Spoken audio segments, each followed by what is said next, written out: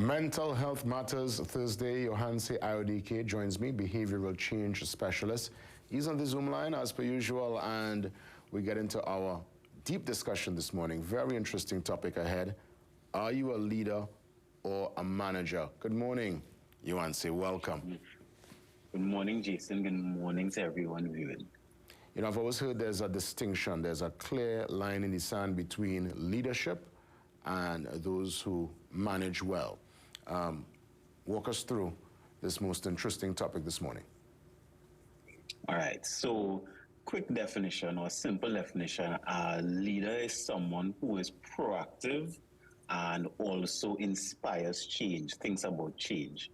A manager is someone who is reactive and maintains stability.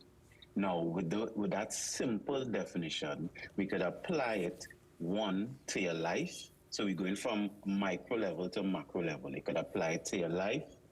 Personally, you could apply it to your relationships, whether romantic or otherwise. You could apply it to your business structure, your family structure, and then we could apply it on a bigger scale, whether it is your town, your village, your city, or even the country on a whole. But I wonder if during this navigation, this journey called life, do we sometimes intertwine, we switch it up, or is one who identifies, the person who identifies as a leader, are they a leader at all times in every scenario, or is the person who identifies as a manager the same? Or do we sometimes you lead and then sometimes you manage? What's an approach, you would say? In your personal life, I think you should interchange, because at one time, in terms of leadership, you should be proactive, whether it is, let's say you're alone, you have no family, etc. You plan the trajectory of your life. You're planning the trajectory of how you want things to happen based on where you live or your circumstances. So you're being proactive. Also, we know life is about change. So trying to anticipate some of the changes. It may not be perfect in that aspect, but trying to anticipate some of it is necessary. But after doing that, so you'll be the leader in your life, then now become the management part.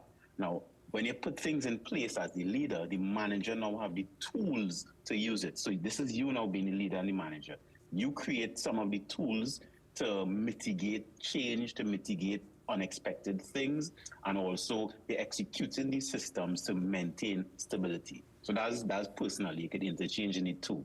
Within an organization, you could have clear roles. So you have a leader who is inspiring change, being proactive, etc. And then you have a clear role for the manager who is being reactive, operating in the systems and maintaining the stability of things. But in a structure, isn't the manager a reflection, in essence, of the leader? Yes, definitely. The manager will be taking the tools from leadership. So leader could be one person, or it could be an entire team of leaders, but the manager is really taking that instruction. So if the leader gave the manager poor tools, a manager would be using it. Now, if a manager now decides and modifies and takes the tools and make it better, the manager now could be stepping into that leadership position. And is that transition a natural one, or is it one where there are some folks who, and it's twofold, so I want to ask the first part. Someone who's a manager, and they believe in their heart that, you know what, I could do this, I could take it to the next level. What are the steps to get there? And the flip side is the person who don't see themselves at all as a leader. They don't even feel they have the quality. They're more like the background, but they're thrust sometimes into a leadership role. How do they navigate that space? So let's go to the first option. You know, you want it. I want it bad. I'm working to be the leader. Is it one that happens naturally, or is it one that you could really project and put measures in place to get to leadership? Jason, I'll say a little bit of both, you know. So we go back to the foundation of a lot of what we talk about in mental health matters, which is truth. You may want to be a leader, but you may not cut out to be a leader, right? So facing the truth of yourself. Or you may be a leader, but understanding what type of leader you want to be. Now, going into the different types of leadership, etc., we could go into that in the next segment, because that will take a little longer. But first, let's say understand what a manager is, understand what a leader is. So before you even want to aspire to be something, you have to understand what it is. So understand your role as a manager, and execute that well and master that, and then execute and then understand what is your role as a leader. So first is understanding and truth to itself. You know, you always hear in the realm of sports that he or she is a leader on the pitch. You know, that's the leader. Might necessarily be the captain, but there's always somebody who, well, most cases it will probably be the captain, but there are people outside of the captain's role that they will always mention, hey, that's a leader on the pitch. Why you believe they would make that claim to someone? What they're doing on the pitch makes them that said leader? One, if you're inspiring your team to be better, right? And let's go team, we could and put it in a family setting, we could put it in a relationship setting or in a country and a whole. If you inspire by whatever your actions your words are and maybe the thoughts you're putting out, if you're inspiring your team, your family, the country to change, to be better, that is a leadership quality in itself, whether it is intentional or unintentional, because some people become leaders serendipitously because they are leading themselves, they're leading their own lives and becoming better and doing better. And people around them notice it. People on the team notice it. People in the relationship notice it. And then they're like, you know what, I want to be like this person, or at least this person inspiring me to do better. I've always heard that you could lead using love and lead via fear. I've heard fear gets the job done probably fast. And well, love, of course, could get the job done too, but you know, they have different leadership styles, and there are leaders and managers who really and truly use the two, I would say, overarching emotions I just mentioned. I've experienced managers who lead via love and are very warm, and you almost feel compelled and obligated to, you know what, I had to make this person look good, I'll go the extra mile. But you might do it on your time. But the leader who leads with fear, who is the iron fist, the ayatollah of organization, things get done, but at the same time, you know, there's that kind of heaviness. What's your take on that leadership style, to lead with love or fear? Just like with your mental health, balance is the key. So if you lead with fear, right, you may get the job done a little quicker, but the results are not long lasting because fear only works to the point where the person is afraid. If a person becomes more qualified, they become stronger, etc., then fear no longer is a motivator for them. Then if you lead with love, now maybe the love you're talking about is a little laissez-faire, right? You know, you're kind of just letting things flow, then things may not happen in a timely manner.